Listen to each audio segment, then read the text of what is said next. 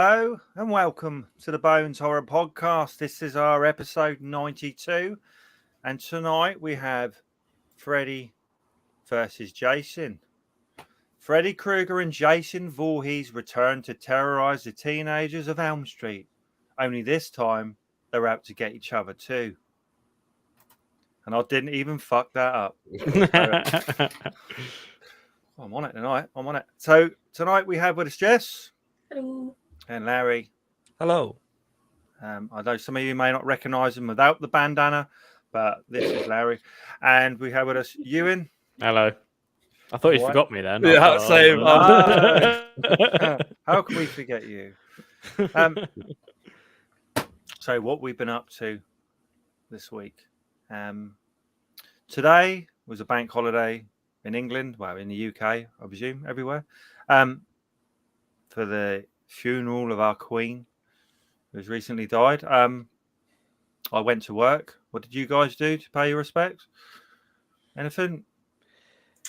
I mean, not much. I actually didn't watch any of the funeral. More not so much for stance. I just didn't really want to watch it.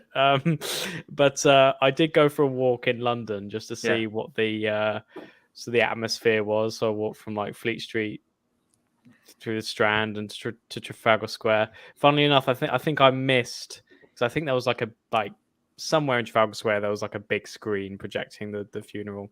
But I had left at about 1:00, which is when I think the coffin was being taken to Windsor Castle. So I kind of missed a lot of the main action. But it's interesting seeing the main action. I recorded it, so if you haven't got it, I'll send you a copy so you can. Okay. Don't spoil it for me. I was just about to say no spoilers.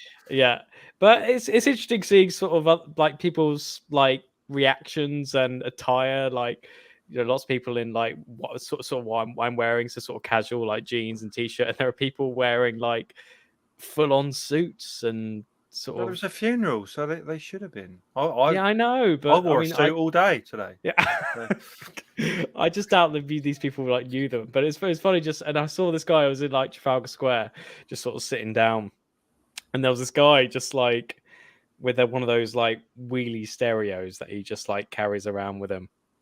You often see these people in Trafalgar Square, and he was just sort of belting out sort of like Hotel California and Stand By Me and stuff like that. But when ABBA came on, it was like Dancing Queen. He was sort of like dancing around to Dancing Queen, and this bald bloke just came up, just like shouted at him properly, just like clearly like offended. I mean, you could see the sort of glances around, just sort of like amused, confused, and sort of angry. And there was this one bloke in a suit, sort of balding guy, who just like who like passed this guy with the stereo and just put his fingers to his lips like this. It was just like, oh god. So it's a sort of, I mean, everyone's getting on with it. I think most people are just doing what they usually do. You know, lots of cafes are still open, not the main ones. So Pret isn't open. Weirdly with Starbucks. Yeah, they're all closed. Weirdly with Tesco, the Tesco nearest me was closed, but the Tesco on the Strand is open. So clearly Tesco have had like a sit down and have been like, okay, which shops should we leave open? I think they only some of the main ones they only closed for was it like 4 hours? Yeah, I was going to say a load of them. Some of them closed till about 5 p.m. Yeah, I think you need some open just for toilet roll and stuff. Obviously, we quickly touched upon it earlier that there was giant queues with people's, what was it, 10, 13 hours long queue. So I don't think I'd be able to hold it in that long unless I definitely wouldn't be able to. I mean, there are public toilets, so I mean, if they're with someone, maybe they can say, okay, keep my place in the queue. Yeah, but that's the thing. That's the thing, isn't it? Because you're in a queue for a queue, and then you leave that queue to get in a queue for the toilet. Yeah, and then you queue in for the queue. And get back in the queue. I'm not entirely sure what the destination for the queue is. It to Buckingham Palace or somewhere in the Houses of Parliament? I don't know. No clue. I just remember seeing it on the news. Like there was just a huge ass long queue of people, and then the person on doing the voiceover was like, "This is the queue for the queue." I was yeah. thinking, like, what the fuck? All right. That's where people find the time. No. I mean, even I do nothing with my days, and I felt like I couldn't join that. It's just, you know what I mean? It's very very weird. But Well, yeah. So, Jess, did you bring out a milkshake for the A Liz the shake. new Have the king? day Or... off. A Liz shake. Did you I bring played- one out? No. No, I played games all day. Nice. Okay. Nice. Nothing too exciting. And for those listening, some of you may have wanted to listen to us last night. And I did apologise that one of us was drunk, but it wasn't one of us on the screen. Now it was Jess's boyfriend. Yeah, he was very sick. Big Shane, we like to call him. Big So, shake. Big Shane was ill. Is he all right now? Yeah, he's fine now. It was just weird though because he was fine all night, and it wasn't until we got back that he was really sick. But I think something was going around in the club potentially. So he might have been kind of spiked or something like that. So he wasn't very well, and we couldn't have him throwing up in the background, could we? Really? Yeah. So That was my concern. yeah. It's like, I don't want you throwing up. Yeah. So thanks. So we're going to try and keep the podcast to an hour-ish tonight. Good luck. Yeah, I was about to say. Well, it's a Monday night. I've got going late tomorrow actually because me and the wife forgot that we have a 9-year-old and he really needs to be taken to school in the morning, and both of us are working, so I'm going to have to go in a bit late, I think. So, so this film, Freddy Vs Jason. Unless you want to say something, Larry, and you might want to tell us some news, or or I can carry on. I don't want to leave you out here. Give us one of your delicious anecdotes, Larry. Anecdotes. Oh God. Yeah, I don't know what you're talking about. This weekend has been very chill. I went to the marina with Ria and saw that there was a person there giving away possibly a free boat. So I might partake and see what I can do there. Free boat. But yeah, not like. But when I say a boat, I don't mean like an engined boat. It's just I think a 4-man boat. Wooden. Dinky. Well, Yeah, proper boat. Proper boat. It's a 4-man boat with one sail, and the picture for it looks pretty cool. And I was reading it, and I think it said free to a good home. So I'm imagining that the person who's given it away is either there's something wrong with it, like there's a hole in it or something, possibly. Or something wrong with them. Or they're just desperate to get rid of it. Yeah, that's what I was thinking. That's quite cool because you could have a Bones flag on it. I mean, that might be mistaken for a pirate ship. Yeah, you call it the boner or something. Just see that on the shore. Here comes the boner. Scream at the top of the lungs. Raise the boner.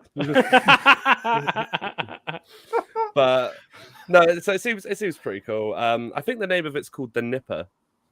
Oh. If I'm You've seen correct. it, have you? And it's at the marina it's like a public footpath to just go through the marina, but they have a big notice board which has boats that people are selling, so you can contact them, but they're like thousands and thousands of pounds. But we were just having a little look through, and then there was just a sheet that said free to a good home. So would you be able to moor it, or would you have to kind of take it home? That's something I've got to look into, because it would be easier to keep it at the marina, but that's going to then cost me a lot of money, which I don't have. So Freddy vs Jason, which is our number, I'd have to put it in there. It's like Nightmare on Elm Street 8, basically. It's the 8th until we get to the next one. So it's a crossover of Nightmare on Elm Street and Friday the 13th, directed by Ronnie Yu, though I know nothing about other than he did direct Bride of Chucky, I think. Yeah, he did. Seen that. I haven't seen that. Don't know much else about him. I had Robert Englund as Freddy and Ken Kersinger as Jason. I prefer Kane Hodder personally, but we can talk about that in a bit. And it had Kelly Rowland in it. some of the greatest acting I've ever seen. So we'll talk about it. At a budget of 30 million and a box office 116 million. So Rotten Tomatoes, what are we thinking, Jeff?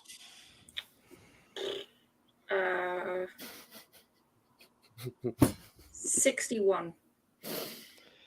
Oh. No idea. Ewan? Yeah, I think people are going to like this film, aren't they? So probably, yeah, 65. Go 65. Oh, I think it's 69. Oh, 41. Oh, brilliant. Yeah. 41. So not that well loved. So Freddy's in hell for some reason. I think it's because Jason goes to hell, doesn't he? In one, so he's in hell, and Freddy at the end of the last film gets sent to hell. Am I right? I think. I mean, if we're including the recent one that we did last time, because a lot of people think that Nightmare on Elm Street 6, Oh, they forgot about him, didn't they? They say that like number 6 is the official last one in the universe one, but then the added film of New Nightmare, they don't know if that's counted. I never count that one really because I see that as like its own thing. Yeah. So So in that one he gets sent to hell. Jason's in hell. So Freddy, with what power he's got left, I don't know where he gets the power from, living in hell. I don't even know who manages hell. Did it even say? They're like, there's a hierarchy down there? I didn't even realize it was hell, to be honest, until I read more about it. I just thought it was just, I don't know, Freddy's spirit just kicking around and just in hell. Or... Yeah, apparently. So he resurrects Jason and uses, this is brief, he uses Jason's mum, Pamela Voorhees, to coax him into killing the teens at Springwood, isn't it? Springwood. Yeah. And that's the basic outline. I just want to know your thoughts. Is it a first watch, Jess?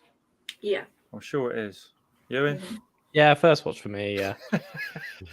What we're putting these people through, Larry. Eh?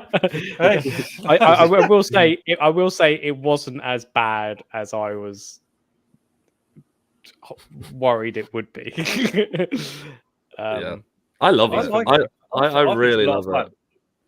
I mean, don't get me wrong. There are bits in it that when they happen, I'm either pissing myself laughing or I just go like, "Oh, it's this bit, right? Let's just get past." I did laugh. In fairness, I did laugh at a few scenes, and I did go with it for a lot of it. I guess I did like the premise. Sort of. I suppose I did appreciate that the film was kind of laughing at itself. It wasn't treating itself seriously, and I appreciated that. And they kind of acknowledged the fact that it's ridiculous.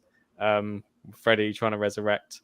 I kind of like the idea that Freddy is it's a weird existential idea where you have like 2 deaths where you actually die, and then the last person says the last thing about you to other people. So it's almost like you die and then you're forgotten. That's the kind of thing, and they kind of work that hit in here, which I thought was quite interesting. So Freddy's obviously pissed off that people have forgotten about him. He's not powerful enough anymore because everyone's forgotten.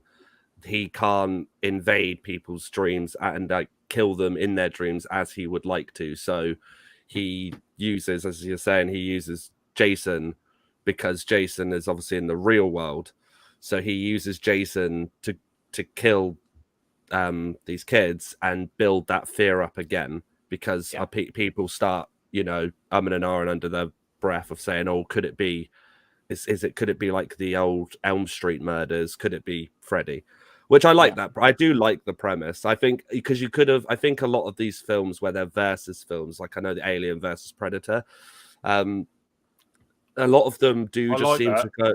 I'd say I like the Lovecraftian element in that, and I think the story of the pyramid is okay. But what I appreciate with this is, as we were just saying, it knows exactly what it is. Like it just kind of goes, all right, we need to pit these two together. What's a good way to do it rather than just, oh shit, let's make them fight. So I quite liked the idea that they are almost a team to start with, and then that what gets fractured, and then they end up having that ridiculous fight at the end.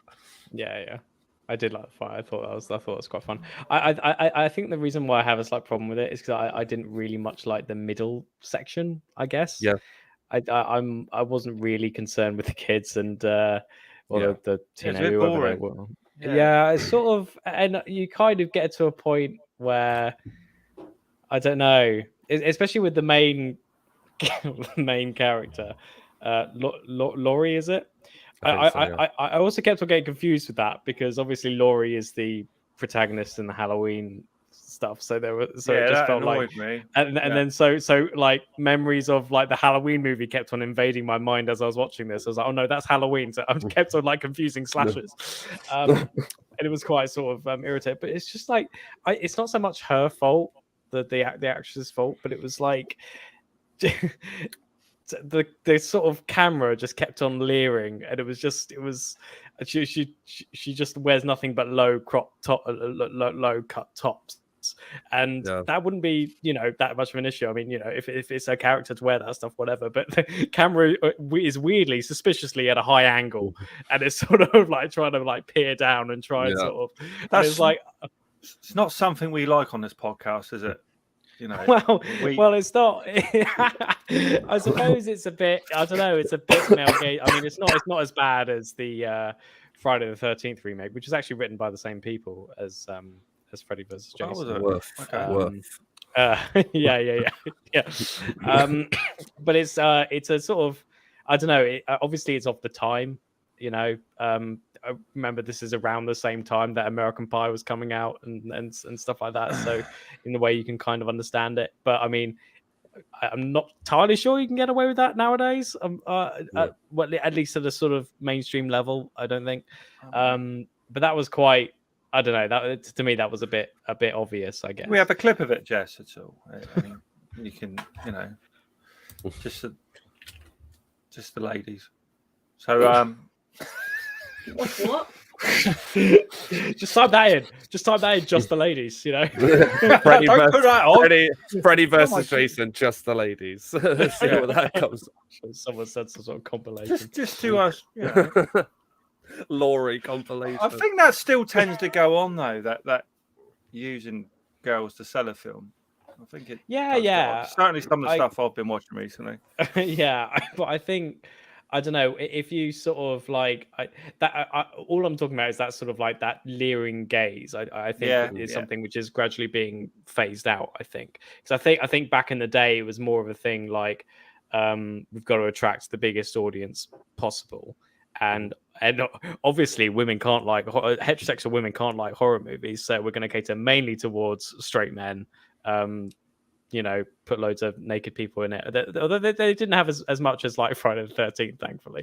It was just like one naked woman like going into the sea, which whatever. Oh, the girl swimming.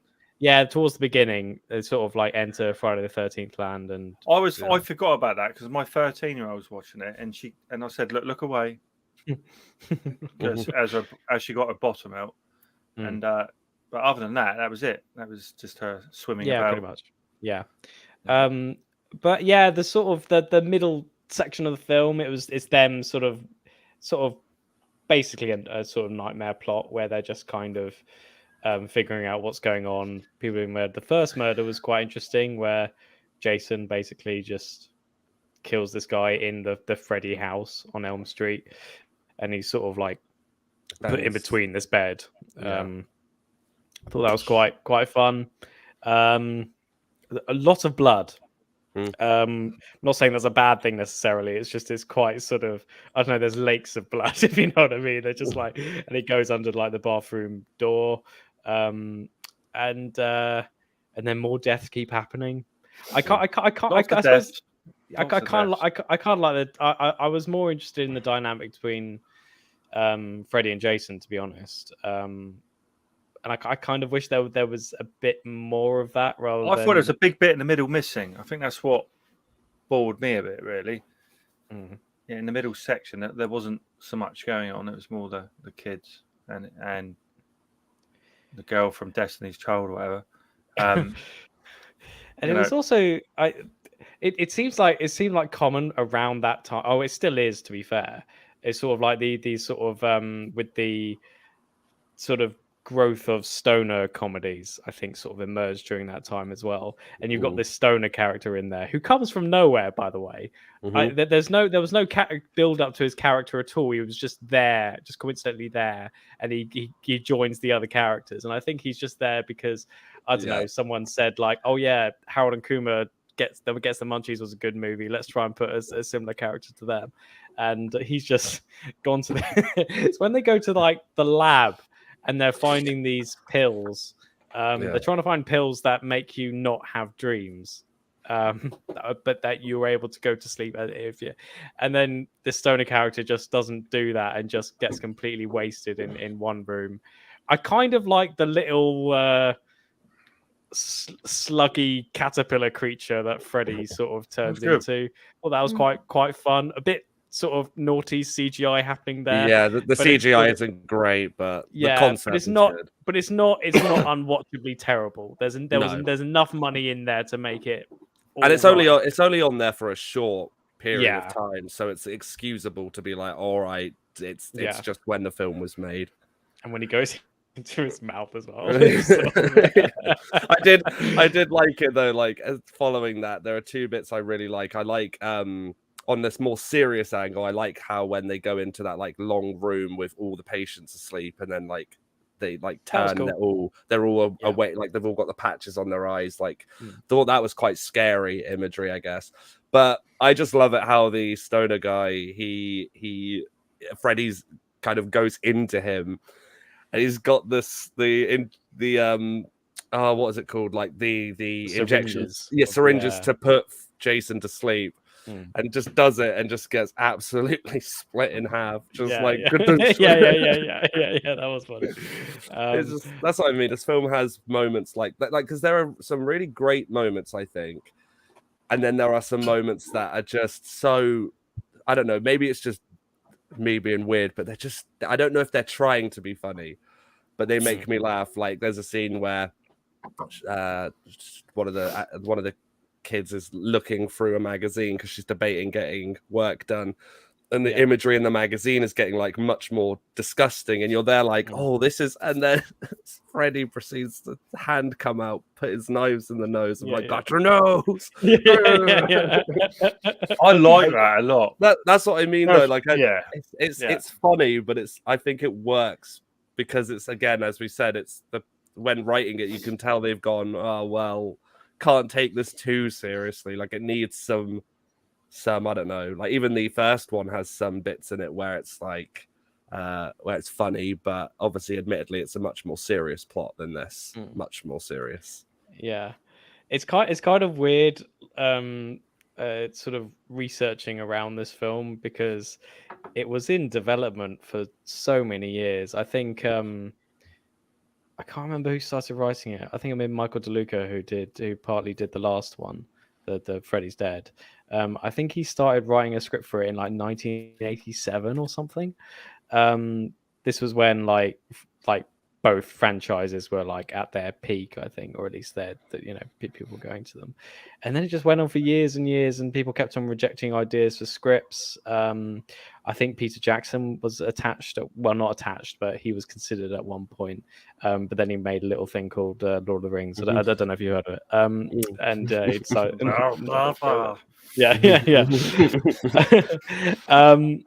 and there was some interesting, like I think there were like 5 scripts that were written. I think one involved a boxing match in hell. Another involved Jason going to court, which I would have loved to have seen. Hell. So I mean, considering the other possibilities, I think this film probably did all right. There were a few things I kind of liked how they found like the weaknesses of each character, even though it doesn't make complete sense when considering the other films. I quite liked that they found the weaknesses. So Jason's weakness is water, and Freddy's is fire. Yeah, but then the screenwriters tried to justify it. They said it's not water he's afraid of, but the trauma he suffered as a child that the water represents, which I think is a bit of a cop out. And I kind of like seeing Jason's backstory. I thought that was quite fun. Utterly ridiculous, but kind of fun. Adding on to that, I might be. I think people might disagree with this, but I quite like how Jason in this film is treated as a unstoppable force of nature sort of thing. Because, and what I mean by that is, in a lot of the earlier films, he's very much just a guy with a mask on his head who is, well, starts with a kind of duffel bag, and then he changes it and then goes to the hockey mask. But what I really do like is in this film, they scrap the whole, any element of like, oh, he's a real, like an actual alive person. And I love how they set it up with him at the beginning, like his body and all his organs, like kind of getting air back into them, and his heart starts beating again. So I like how they do from the get-go say, this guy is someone, if you're going to come up against him, it's not as just run away and shut the door. He's the guy who's going to smash the door down and grab you and break you. I didn't think he was as much as a unit as the Kane Hodder. No, he's not, as I will agree, he's not like physically like looking. He didn't scare me as much as like the unstoppable force that the Kane Hodder Jason is. Yeah, no, I just like smacking people. I just like how in this one though they've gone for the angle of straight away at the beginning, almost saying, "Oh, he is not just a guy in a mask. Like this is a guy who's been brought back and is like technically already dead." Yeah. So I because again, when you're going up against Freddy, a guy who attacks you in your dreams and kills you in so many different ways and creative ways. I do like in a film like this, obviously, I think realistically it could be written much better, but I do like how if you're going for this kind of, oh, it's a very fun time, let's just watch these two go at each other with some remnants of a plot, which works. I do think it's good that they went that direction. If you're doing it like that, I mean, obviously I would have preferred something a little bit more with a good story and better acting. I also do think in this film there are a lot of people, a lot of the characters just are written to be a little bit thick. Yeah. Sometimes, like, there's a police officer who, if I remember correctly, he's like, I don't want to say he's new, but the position he's in is new, and he's just a bit of a bumbling idiot at points. Driving up to the house and people screaming, being like, "Is everything okay?" And yeah, it's true. That's how most people are, though, Larry. I don't know. Like I think myself, I drift through life, like bumbling around. I think another example in this film that I can give is there are two characters, good friends. They've both been like institutionalized, and I do like their element of that story. They're good. But there's like the character who's like most clued on is the character who does the most stupidest thing. He's there like, oh God, they can't remember Freddy. He's like an illness and infection, and proceeds to go into the school singing the song around every young teenager going. And then afterwards he was like, oh, why did I do that? It's like the friend's like, yeah, well, you've just shit scared everyone by telling them that. He's like, oh shit, yeah, I did, didn't I? It's like, fucking idiot. Yeah. Little things like that where I just think characters are kind of sadly written because they need to be like a Lindemann, if that was his name. Is it Lindemann? I had a soft spot for Lindemann.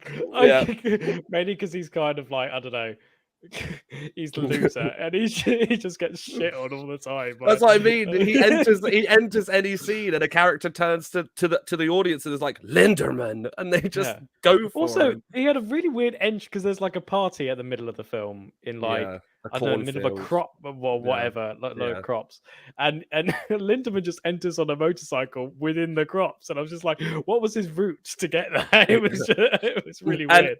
And then when he proceeds to go through the crops, characters turn and go Lindemann, and then but I did sort of like the final showdown between Freddy and Jason, and it was quite a sort of a lengthy fight, and it was you kind of get the sense in some ways. I think the dialogue isn't terrible. I mean, it is occasionally terrible, but it's not as bad as it could have been. But you kind of get the sense that the script was written by a 15-year-old male horror fan, if you know what I mean. Yeah, and it was like, who would win in a fight, Freddy or Jason? And it was kind of it's kind of that element to it. Yeah. But in the ways I kind of enjoyed that. I liked the fact, I mean, the way Freddy, I mean, spoiler alert, the way Freddy dies is, I think, a much better death than the one he was served in Nightmare 6. Mm-hmm. I think it was far more pleasing, and to have his claws just go right through his heart, and it was a kind of last ditch effort to kill him by Jason, who was in the water. I didn't like the final shot. Yeah, the final shot really kind of annoys me because welcome to my world, bitch. That one. Or do you mean the final? The final where he winks to the head. Yeah, I love that. That's my favourite bit. You. But what? Because I liked the finality. I was like, okay, I liked that they were basically on level pegging in this fight, but Jason just manages to kill him at the end, and then Jason dies. I like that finality. And then it has to end on this kind of. It reminded me of the God of War game on the, where he has to carry the head. I don't know if there's any sort of mythological aspect to that shot, but it's kind of, I don't know. It kind of winks to a potential sequel, and I think they wanted a sequel, but no one wanted to. What I heard was there was going to be a third, a sequel, but it was a crossover to Evil Dead as well. Oh god! So I imagine Bruce Campbell alongside them. They did do a comic spin-off. I think it was Freddy versus Jason versus Ash or something. Yeah. I think they wanted to get. I think again that was almost an original idea to get that in Freddy versus Jason. They definitely initially wanted Hellraiser to turn up in Freddy versus Jason because they were in hell initially, so they want Hellraiser to have a kind of cameo. That they couldn't get the rights. That would have been a really good opening. Oh wow. That would have been a really good opening, just to have like how Pinhead kind of be like the judge and almost be like, you know, maybe I don't know how you'd write it though. But it's funny how it's sort of you have to open the box though, wouldn't you? Yeah, but it's funny because I think we take for granted sometimes nowadays of how difficult crossovers like Freddy vs Jason were to make because of the fact, because obviously there's Avengers now, but they managed to plan that quite well in that they did it all under one company and it was all okay. But with Freddy and Jason, they're both from two separate production companies, so they had to kind of negotiate. I think it was produced by Sean S. Cunningham, who directed the first Friday the 13th, and it was exec produced by Rob Shea, who exec produced all the Nightmare on Elm Streets. But it seemed like a very complicated business process, and to get Hellraiser involved as well, that's another production company which they have to encircle. So it's kind of it's a really difficult thing. I mean, that's part of the reason why I think like it took so long for like Avengers to get Spider-Man, because like I think Spider-Man was originally like a Sony thing and they couldn't get Sony wrapped. Sony owned the like rights to Spider-Man, but they had, after Andrew Garfield's two questionable films, sadly. I kind of like them. I like Andrew Garfield. I just don't like, especially the Amazing Spider-Man. I'm not a fan of. But it is. I see. I know what you mean. It's tricky. I think as well that's one of the reasons that Cabin in the Woods lends itself to being quite good. Like, well, I say quite good. I do love that film, but I think it's quite clever how they did that, because they wanted all the IPs, but instead of having to go for the individual rights of, oh, this is Pinhead, this is the Wolfman. This is, It the Clown. They instead were like, oh, well, all these great horror icons are from original icons called the old ones. So we can put them in the film, but they won't be. Although they did there is one IP in, so I'm going on a tangent here, but there is one IP in Cabin in the Woods, which is from the horror game Fear.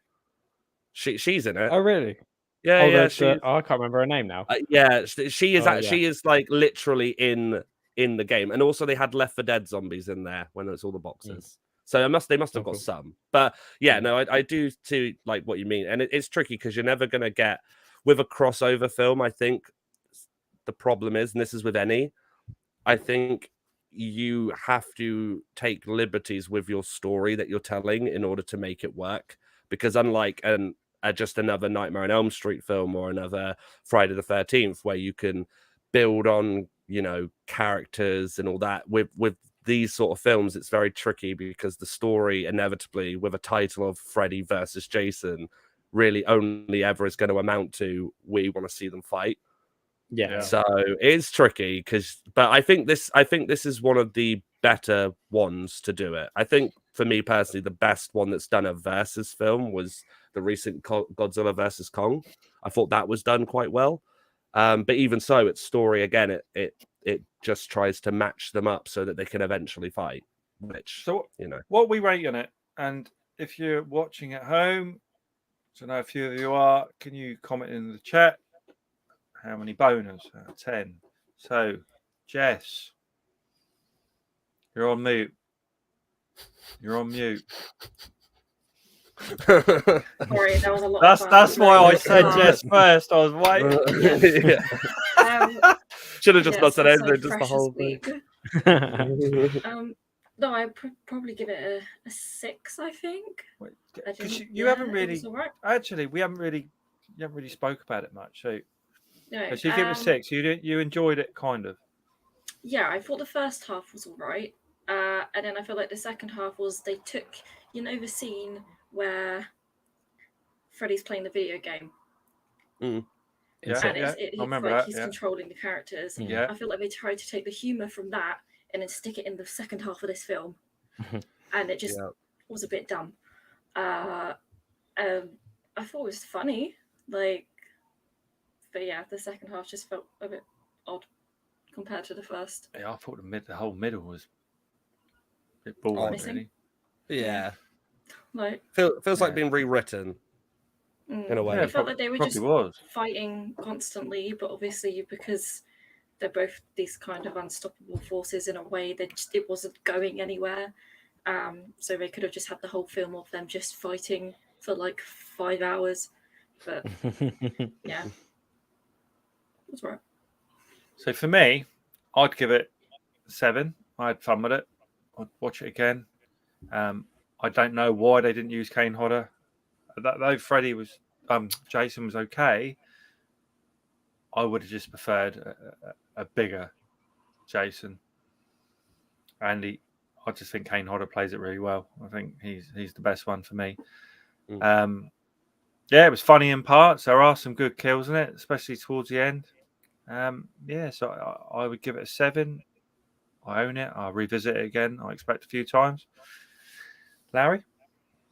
I'd agree. I'd give it a 7. I think it's good fun. There are bits in it that aren't great. I think the kills, the violence, the kind of imagery in it is really good. I think obviously where it lacks is definitely in the story.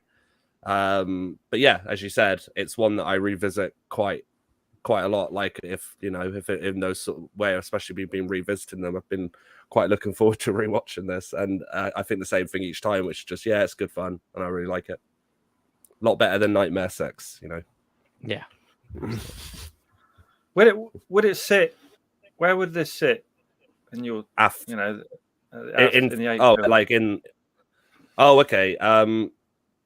Well, so go Nightmare 1, then Dream Warriors. Then I would say, is it Nightmare 4? Yeah, Nightmare 4. This film 5. Oh, okay. So 2 after and 6. 4. Yeah. I kind of Though I like 6 still. Sad of me, isn't it? Ewan, what's your feelings? First watch. Yeah. I'd probably give it a 5. Again, it was better than I was expecting it to be. I do think it's one of the stupidest films I've ever seen. Which I think anyone, even lovers of this movie, can agree with that it's at least a very stupid film. Which is fine. I found a fair amount of it funny. The middle bit kind of it felt like a lot of the other nightmares in a way, where just not much happens, just people getting chopped up or just or whatever. And I was sort of and as you said before, Lawrence, there were some decent shots and decent scenes, with the children in the bed and that stoner guy getting sliced in half. But I just to me they're little parts of a mostly boring whole. Again, I like the ending as well, just not the very ending, which I think kind of ruins it. 5 for me. Yeah, I think that's okay. We've definitely seen worse of this 8 films we've been watching.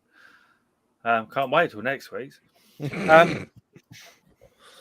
All right, no one in the group chats said anything, so they obviously hate They all give it 10. Yeah. So, okay. Oh, hang on. So it's about that time. We have a look at Dan's hot pick. Oh, I clicked the wrong button. That is very sad of me. Sorry. I haven't done that for a while, have I? This one.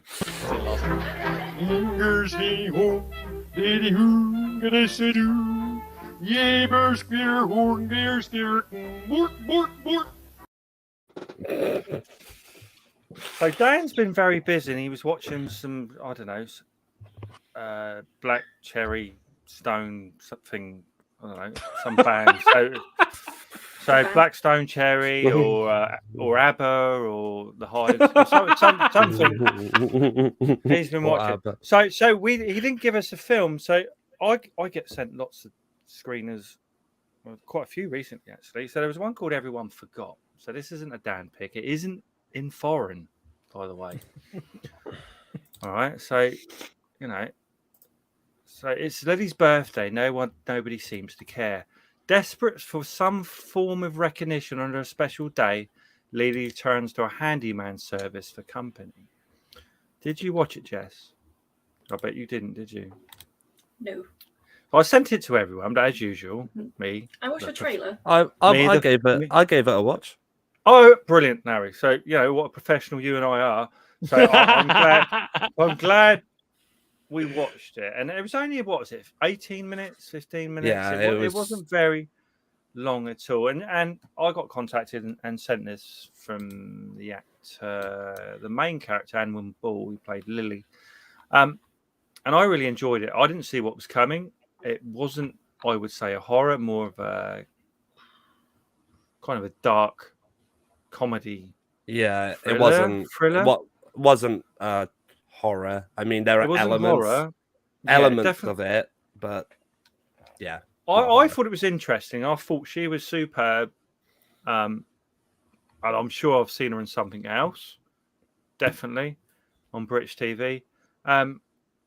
So it's a story of a lady, and it's her birthday, and she's waiting for anyone just to say happy birthday.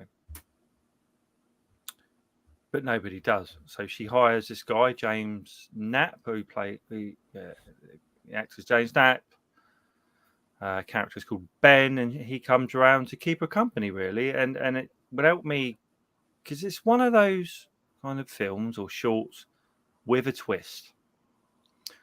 And we do love a twist, so I can't give it away, sadly, Ewan. So I would, you may need to watch this, but shorts tend to just showcase, isn't that right? I find that they're just a showcase for the actor or the director or whoever, and this certainly does it. I think it's well done. I think it looks great. There's only 2 characters in it, I think. I didn't see what was coming. I don't know if it was the greatest ending. I'm not sure, but it certainly showcased some talents, and I'm pleased I watched it. So, what are your thoughts, Larry, on this? Are they totally different to mine, or they're pretty much similar. I I think obviously once you get past that, obviously it's not because a film doesn't need to have a great massive budget or fantastic elements to be good.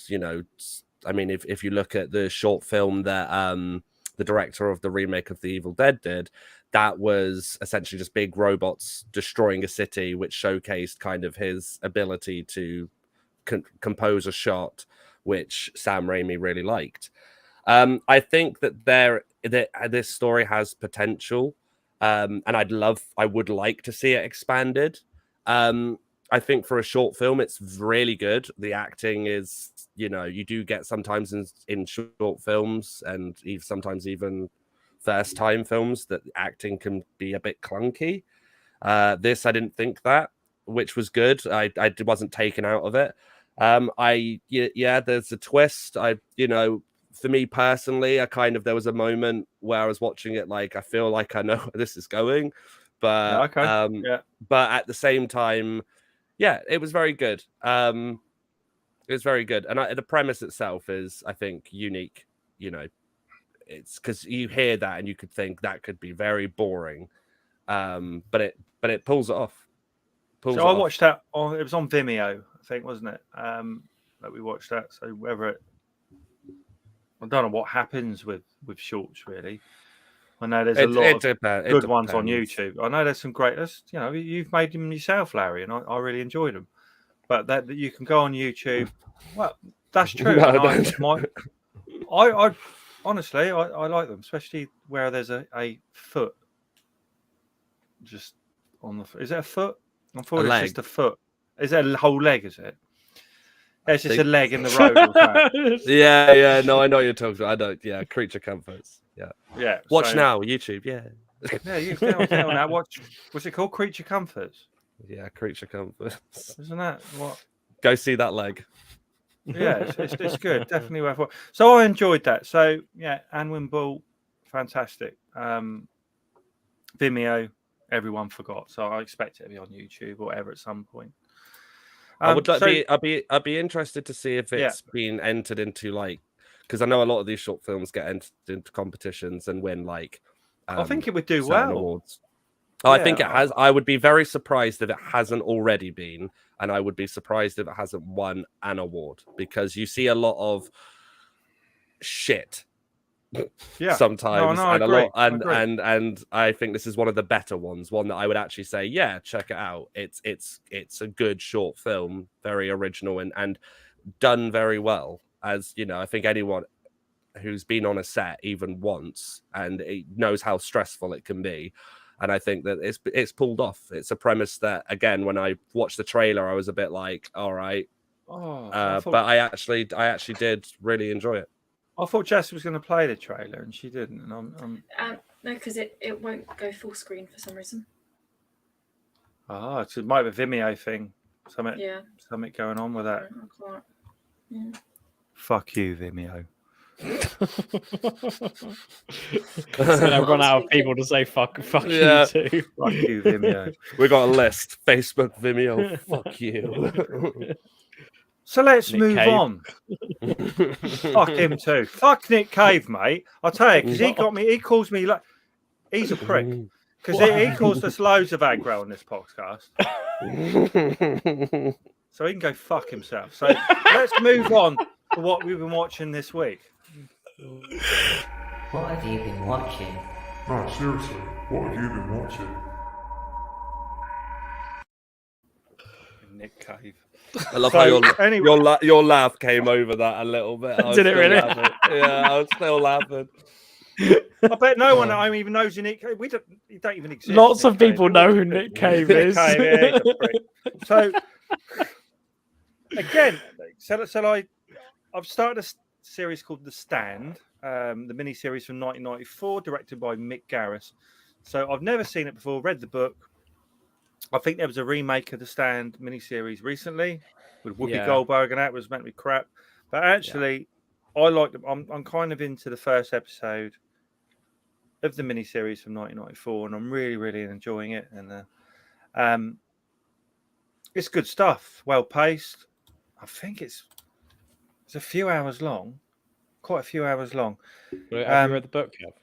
Yeah, I have, and I've listened to it's a long old book, isn't it? I've listened to the audio 1,300 pages, I think. Yeah. book as well, and I think let me just do so after a deadly plague kills most of the world's population, the remaining survivors split into two groups.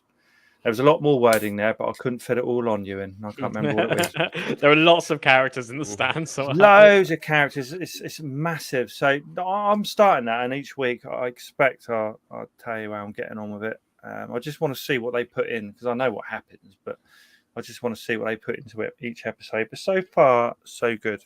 Have you got the ruins up, Jess? Can I talk about that? No, I didn't send you a link. No, I didn't think you did because I don't have one.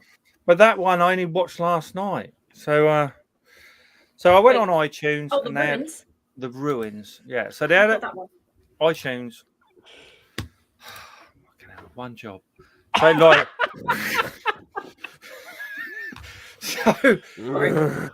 I watched the ruins last night, which is a story about a group of women. We can only do 30 seconds, and I'll get chucked off. Like Nick Cave. So it's a story about some people that are on holiday. I think they're in Mexico, and they go exploring. And there's some ruins they find, and once they're in the ruins, people outside of the ruins won't let them back out into the real world. And this is where there's a big old twist, and shit starts to happen. And I won't give too much away, but it's a great fun, and there's some very brutal scenes in there, Larry, aren't there? With yes, with some knives and legs and things like that. And I think it works really well. And I think I'd seen it a while ago, but I'd seen some reviews of it, and they were very positive. So I watched it, but I think it only got 49% rotten. But it's definitely worth a watch. I think it's aged really well as well. It's only a shame though, because I think obviously it's not brand new, but the trailer I think gives a lot away. Yeah, it was started. I was saying stuff then, and I don't want to. With vegetation. Yeah. Was Dana Triffids like that? We don't have. Plants. Yeah, Dana Triffids. I think so. Attacking plants. Yeah. It's a good plot. I think the acting's good in it. It's very, the effects and everything are really good. But yeah, no, I just find it funny because I don't know if you can play it again, Jess, but play a bit more. It's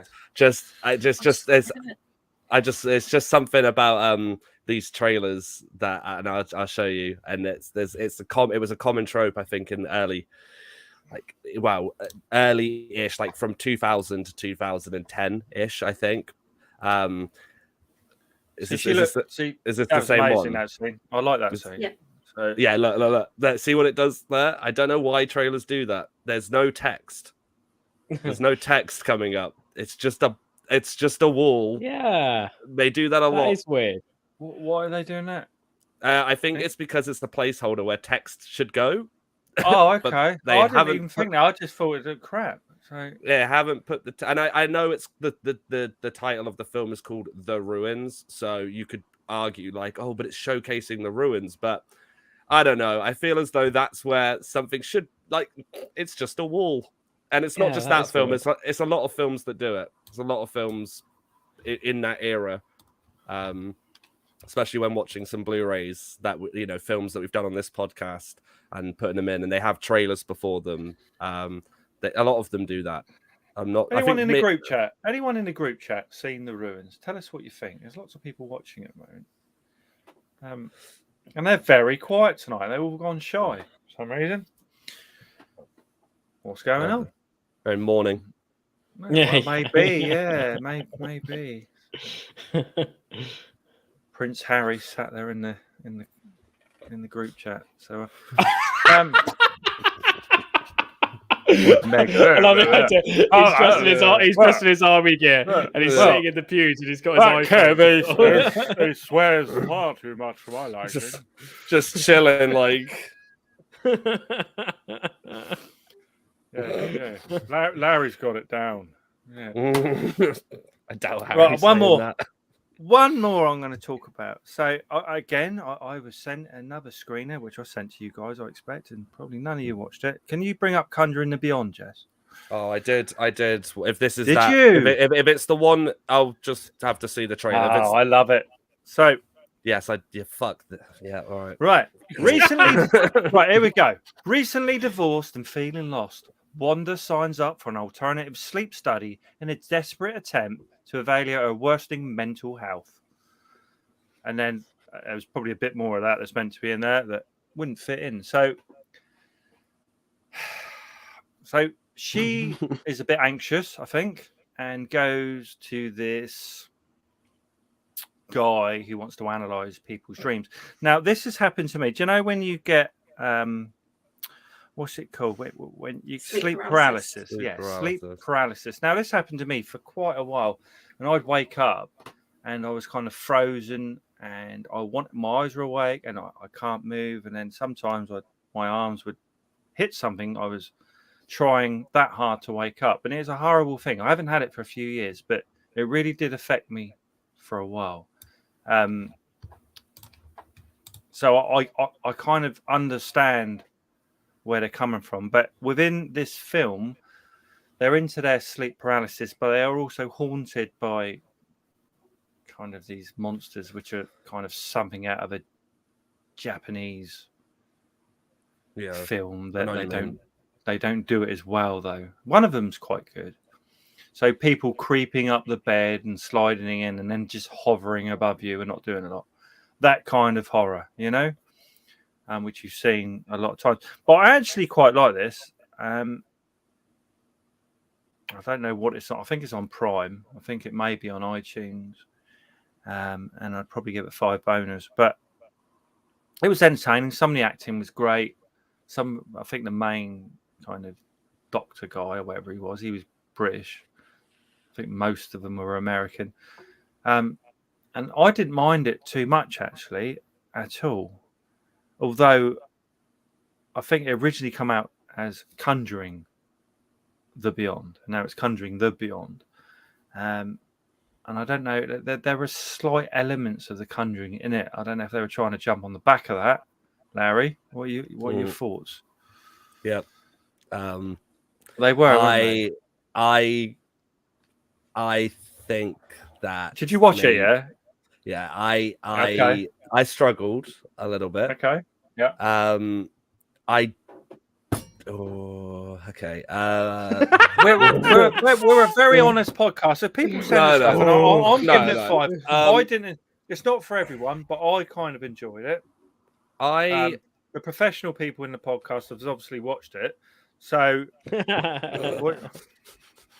no. Look, admirable that they've gone and made a film. I think it's shot. The lighting, cinematography is good. I think some of the acting was good. I also think some of the acting was sadly a bit clunky in places. Yeah. I think that the trope is kind of overdone. I think that's not trying to single out just this film. I think if you're gonna do this sort of film, for me, and this is a personal comment, because I know certain people go, oh, but that's what I go and see these films for. But I want something new. I'm getting a bit sick and tired of films where there's a creature and it's, a pale-faced person with either red eyes, black eyes, doing the whole Ring and what's it called? The Grudge, yeah. sort of, and I think as well there are I don't think this is necessarily a bad thing, because every idea comes from something, whether it's inspired or people go, oh, I like that element, let me put that in my story and change it up. That's not a bad thing. I just feel like as you were saying it, it's very apparent, I think, that someone might have watched the Conjuring films and went, oh, I love that. Let's change it up a bit. And again, it's not a bad film. It's just not my cup of tea, sadly. So I would say that I would give it, out of 10, I would give it a 5. Okay. Yeah. Only because, again, it's not a terrible film. I didn't sit there and I've seen some questionable shit in but this film, there were points where I was just a bit taken out of the story, which I don't think is really ever a good thing. I also I can see the elements of where the writer director has clearly been inspired by other stuff, which is, again, not a bad thing. I just think, yeah, it's for me personally, it's one of the reasons I don't like the Conjuring films, is just because the concepts get too into themselves, where for me, scary sometimes is no gore, no violence. It's more everything can be implied, or you think you've seen something in the corner of your eye, but what was it, sort of thing. And I think that, similar to the Conjuring films, those films like this film take the premise and then go, right, let's showcase the monster. I love the Conjuring, the whole universe, every single one of them. Even The Nun? Yeah, I went to cinema to see The Nun. I've got no problem. So did I. That's part of the reason why I didn't enjoy it. I took my dad to see The Nun. He knew nothing about the Conjuring universe. He said that was all right, Kev. Went, right. The first Conjuring film is amazing. I think that one's quite is decent. Second but one I think is good as well. I've go back and watch the podcast where I ranted for like nearly 30 minutes. I think it was. Episode 100 will be all the whole Conjuring universe film in one night. In one night. Watch Larry gradually grow insane. Yeah, watch my head Larry, explode. I'm glad you watched that. And we both gave it a 5, so it's obviously hitting some points and some points is missing. Yeah. The British guy I thought was great. Yeah, no, that's what I mean. That it's not, because you don't want to sound harsh when you obviously critiquing something, because it's I guess an honest opinion, and by all means, I know people will watch this film and probably go, I really, really like that, and that fair play. Just for me personally, with the first screener I watched, I was quite surprised by it. I was like, oh, okay, I didn't think the premise would be that interesting for this, but I was taken aback and thoroughly enjoyed it. But with this film, I kind of felt that not only was I watching a film where I knew exactly what was going to happen at every single scene, even when a jump scare or someone's in the bed and then, oh no, a hand creeps up and it's prolong, oh, then stop, it's very predictable. But like I said, that doesn't mean it's bad. I would definitely recommend people watch it, because you might have a different opinion, and that's the magic of film. The magic of opinions and the magic of just everything, isn't it? I'm pleased you watched it, though, Larry, because Neil Ward, who starred in Hosts, remember that, Jess? Hosts. We interviewed the director and the writer, I think, didn't we? I think he's sending us his new film soon, so we'll be watching that and hopefully get him on the podcast, because he's pretty cool. I think he was he the killer in Host? I can't remember now. Anyway, it was really good. So yes. So Larry, what have you been watching this week? So I watched Top Gun Maverick again. Fucking hell. I thought, to be fair, like I do think it's a good film. The one reason when I saw it the first time, I was just taken aback that the actor who plays Chad in Scream Queens was in it, and I just remember him that was like one of his. I don't know if it was his first, but I always said to myself, he's a really good actor, that he should be in more stuff. So when I saw him in this, I was actually quite like, oh, awesome. He's been cast in like from Maverick. He's been cast in quite a few things now. I think I saw a post actually with him starring as one of the lead roles in a film that's coming out. So that's going to be cool. What else did I watch? I watched The Prestige yesterday again. I think it's a really good film.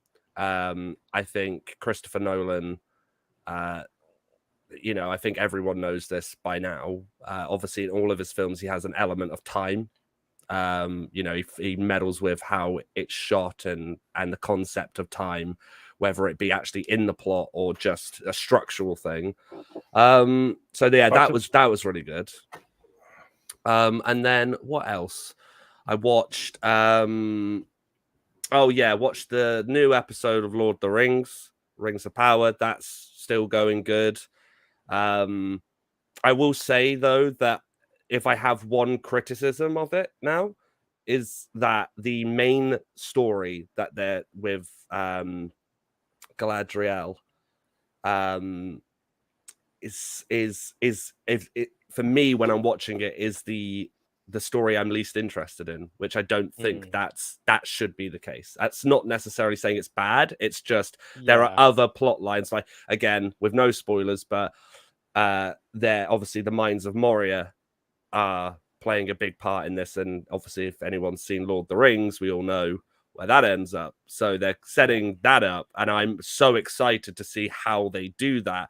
But then it will cut back casually to Galadriel trying to put forward the case of what she's doing, and I'm sat there like, but you've said this 5 times now. Yeah. It's like do something. If that makes sense. I am thinking. As you say, I'm still enjoying the series, but I kind of need something massive to happen. Yeah, at it's least getting in the to next a point. episode. I need something like you. Oh, I mean, we're getting sort of to the midpoint now. I need. I think something this is the midpoint. I think. Yeah.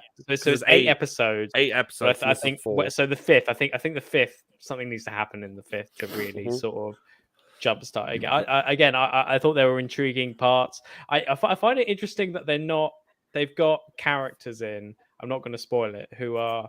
They don't say their names and they don't say their significance, but we kind of know who they are. Yeah. And it's interesting that they've still hidden that in some ways. Because if you look across all the forums and social media and stuff, everyone knows who they are. Oh, are you talking about a certain character who, how do I just say, showed up with the Harfoots, first of all, and then in the latest episode, I quite like the scenes. So basically, when I'll say it ambiguously, when the elf is trapped in the Southlands, I'll just say that, and he meets a certain person, a certain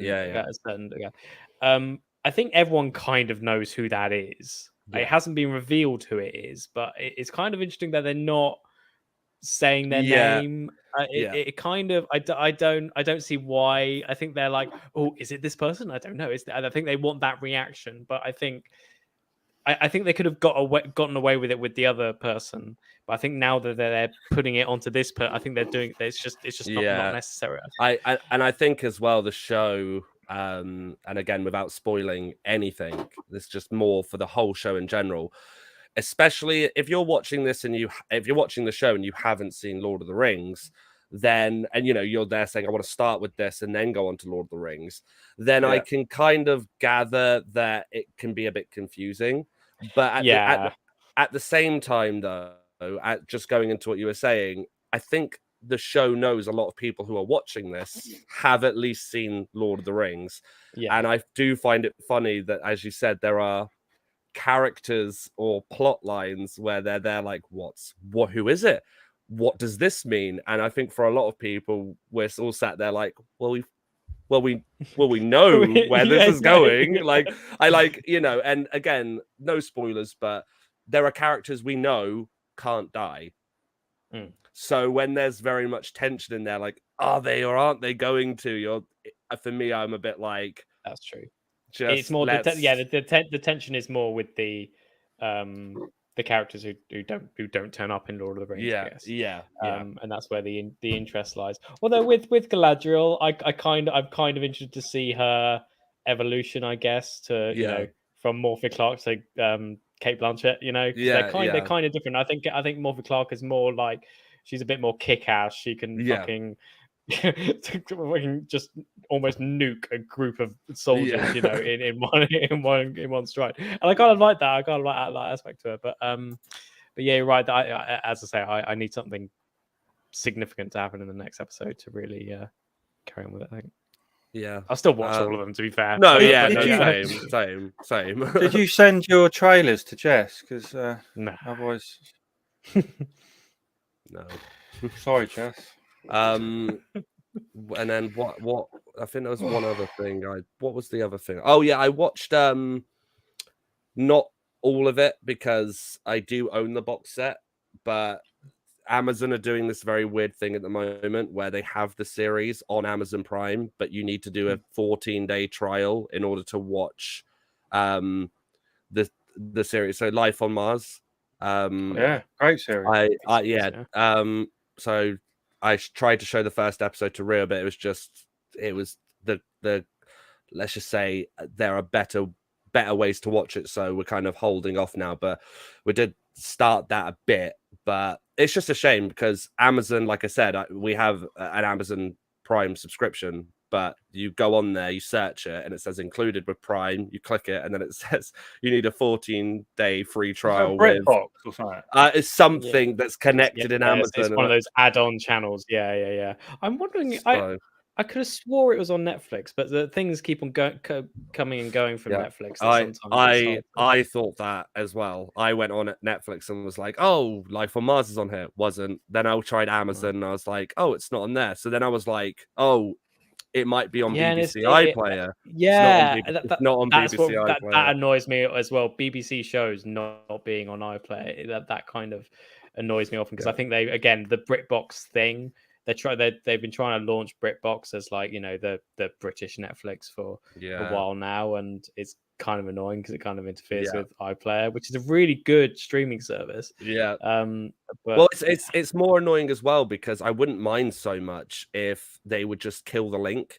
Because when you search it on like Google to say, "Oh yeah, where is Life on Mars streaming?" it will bring up saying, "Oh, BBC iPlayer seasons 1 and 2," and then I'm like, amazing. You click it and it brings up the thing as if it's gonna play and then goes no episodes available. And I'm just like, thanks, BBC.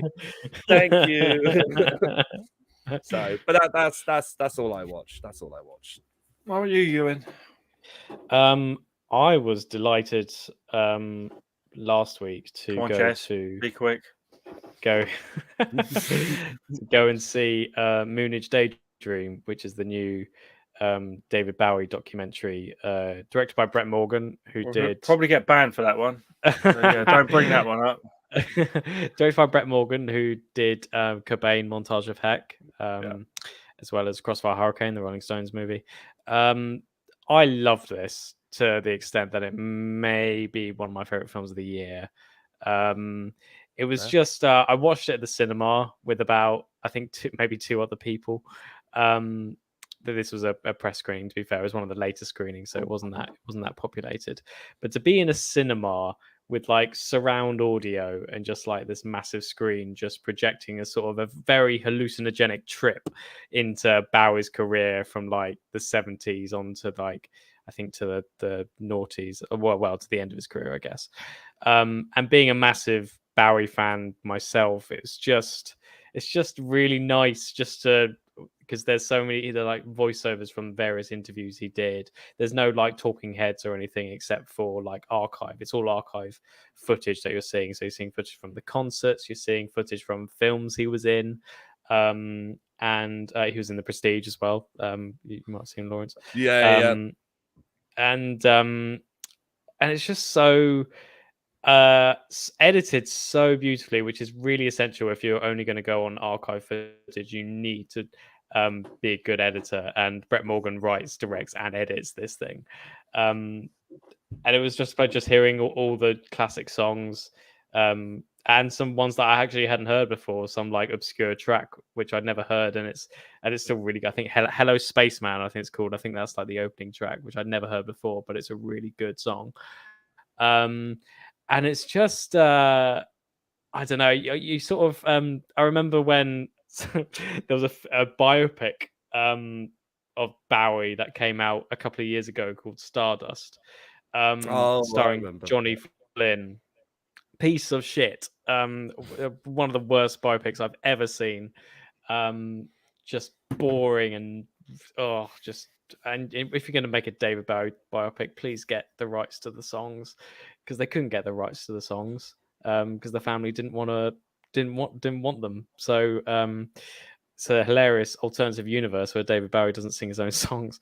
But after that travesty, out of the flames of that comes this, and it's such a relief, because I remember buying Black Star, his last album, I think on the Saturday before he died. He released the album on the Friday, I think, and then he died. His death was announced on the Monday.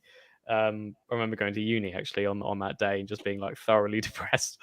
And I don't know, all those feelings came rushing back, and it's so sort of like, it's just a really nice documentary that sort of thrills you at the same time. And it was a funny bloke, Bowie, as well. There was a scene where he's like being driven like through this desert in the United States, and he sees a sign for a wax museum, and he's like, "Oh, there's a wax museum in the middle of the desert. That's really weird, having a wax museum at the middle of the desert. You think it would melt, wouldn't you?" Just great. Just again, I hadn't heard that before, so it's really great. But I really recommend it, especially I think it's out in the IMAX at the moment, but it's coming to cinemas next week. But it's really good. I recommend it. I also watched yesterday. I watched Do Revenge, which is this new Netflix movie, sort of high school girl, teen girl comedy, in the same vein as like Heathers and Clueless and Mean Girls, that kind of vibe. It's basically starring Maya Hawke and I can't remember the other person's name. I'm sorry about that. But there is these two teenage girls. Carrie Mendes. I was gonna. Carrie Mendes. Yeah. And they kind of get together because they've been slighted in some way. So one girl, her boyfriend leaked a sex tape to the school, and so she wants to get some kind of vengeance on him. And Maya Hawke's character, she was slighted when she was about 13, or outed by someone, and they want to put revenge on them. And it's a bit kind of Hitchcockian in a weird way. It's a bit sort of Strangers on a Train. I mean, Strangers on a Train is literally reference because Maya Hawke is reading it, and it's kind of in that same vein where they get together and do each other's revenge so that the other person wouldn't suspect. It's fun. It's kooky. It is very much in those vein of those teen comedies. Quite lethal. The costumes are ridiculously good, like so flashy. Is this available now? Netflix. It's a Netflix. Yeah. Okay, cool. I'll need to give it one. And Maya Hawke is amazing in it. There are problems with it. I think the main one is that it's 2 hours long, and I think this movie needs to be 90 minutes, 100 minutes, and it needs to be snappier. I think I'm also getting annoyed, and this may be my own problem. I don't know, but I'm kind of getting sick of seeing in mainstream movies, mainly not so much TV, but in mainstream movies, just the practice of shot reverse shot.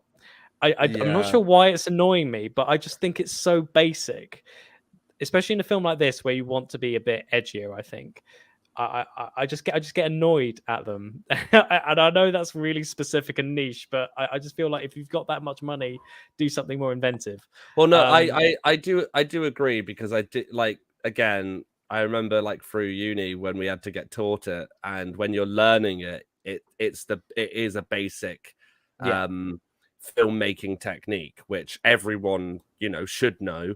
But I do agree that those, I think they said this in uni, didn't they? Like, once you know the rule and you can do it well, then you can try and experiment to break it in a not necessarily break the 80-degree rule, but like 180-degree rule, but to do something fun and inventive. So when you're watching something with a good amount of money behind it, where it's let's get this side, all right, everyone, turn it around, let's get this side, and we're done for the day. Like that, exactly. It's a bit not lazy, but it's a bit safe.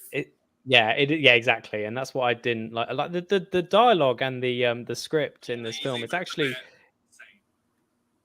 Apologies. Is that my own voice? The dialogue and the script is actually quite decent in some ways. Again, I thought it should be pacier. I think the word "cunt" said like 3 times, which is really weird for a film. I think it's because it's like Netflix, so it's not bound by any studio rules or anything, so it can go beyond in some ways. And Sophie Turner has a great cameo. She's in it for like, I don't know, a total of about 3 or 4 minutes screen time, but she shouts to the top of her lungs, "You insufferable cunt!" And it's such a really funny scene, and she's brilliant in that. So I kind of enjoyed that. It's not the best of those teen girl comedies, but I think it's worth watching. A worthy watch. Yeah, I think so. I also bought Uncharted. The Nathan Drake collection. I've got that. Very good.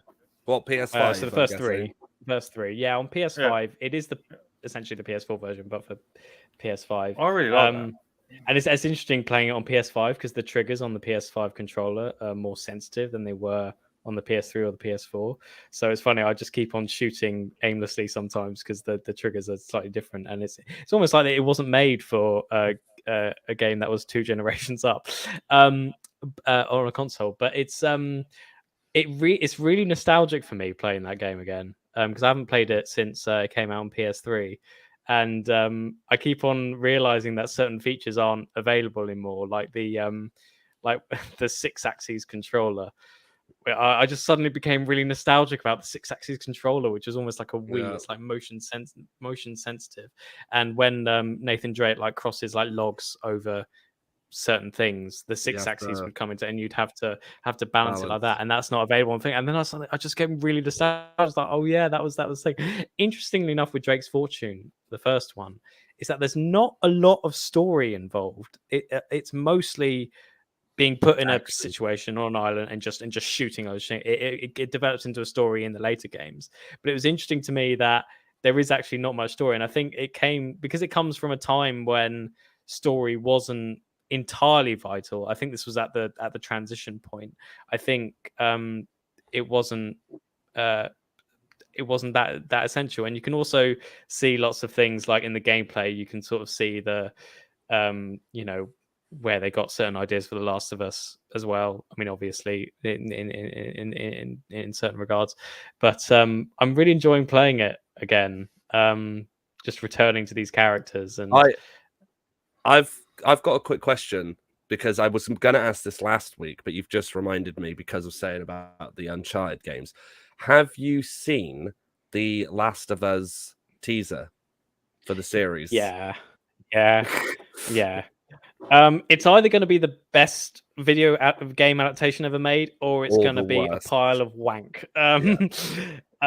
Because I was skeptical. I'll be honest. A lot of people on social media are really excited about it, but I think to have that dialogue, which is one of the best video game dialogues I've ever heard in my life, ever seen in my life, just being sort of almost relegated to a teaser scene.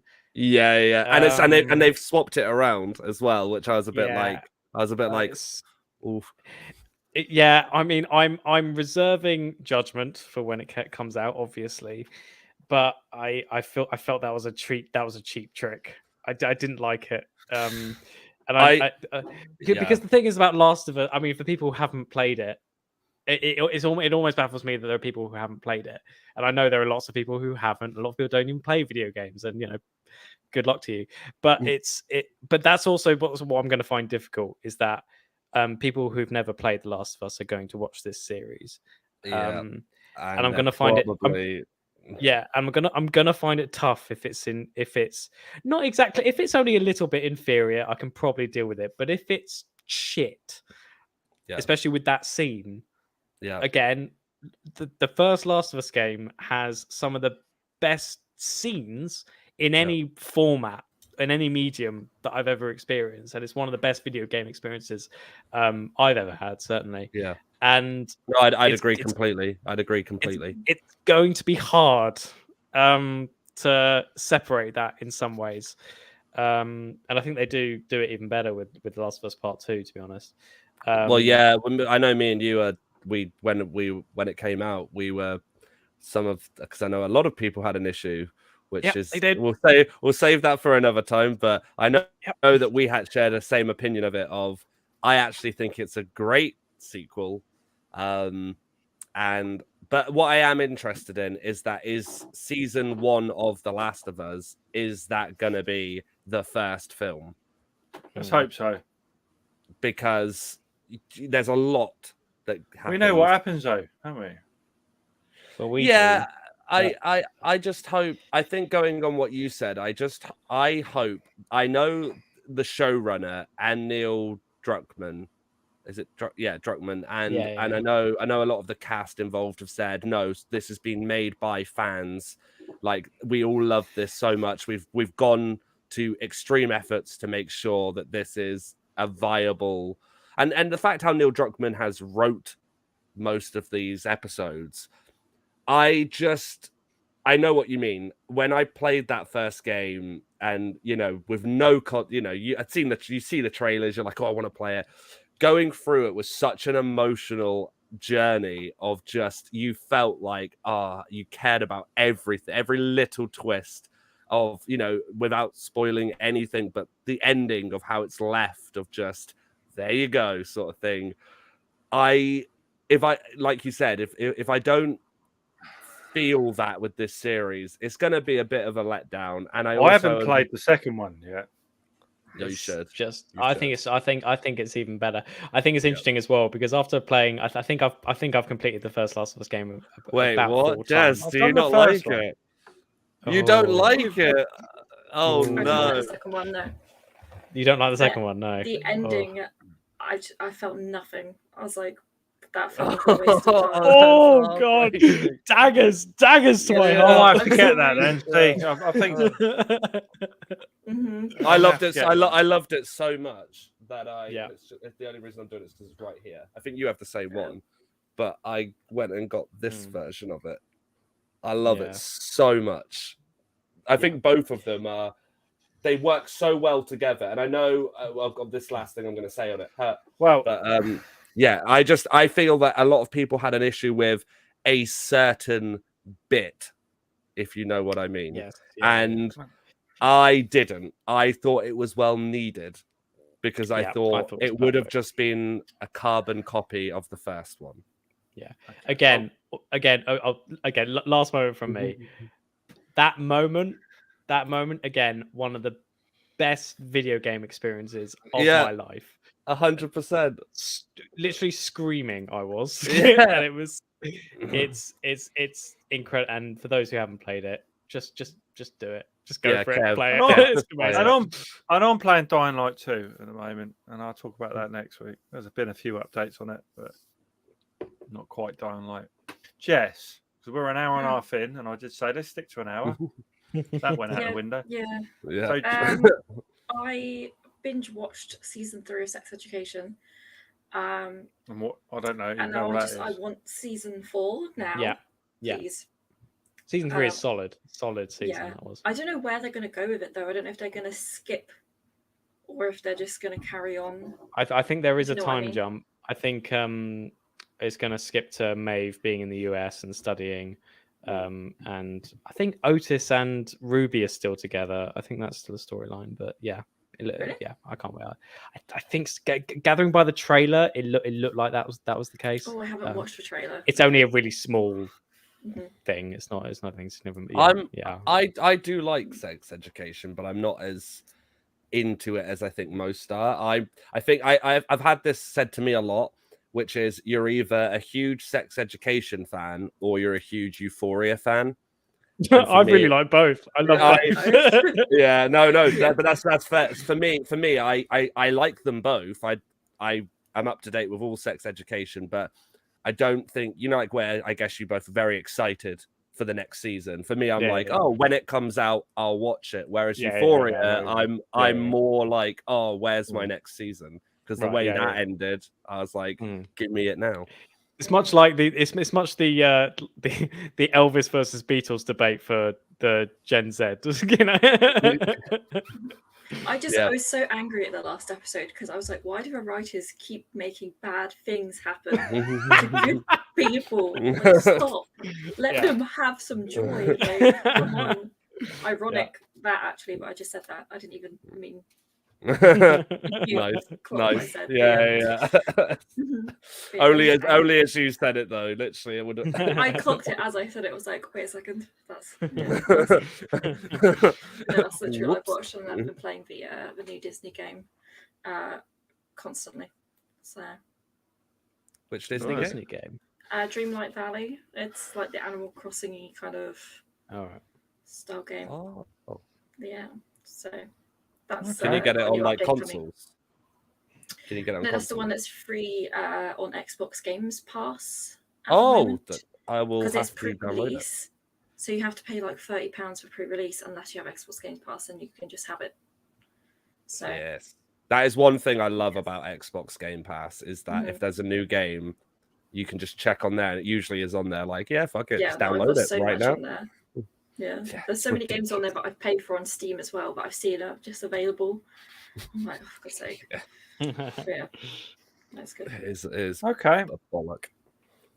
So next week, we are revisiting our second episode that me and Stephen sat there and did. Maybe someone else. It was the night around Elm Street from 2010.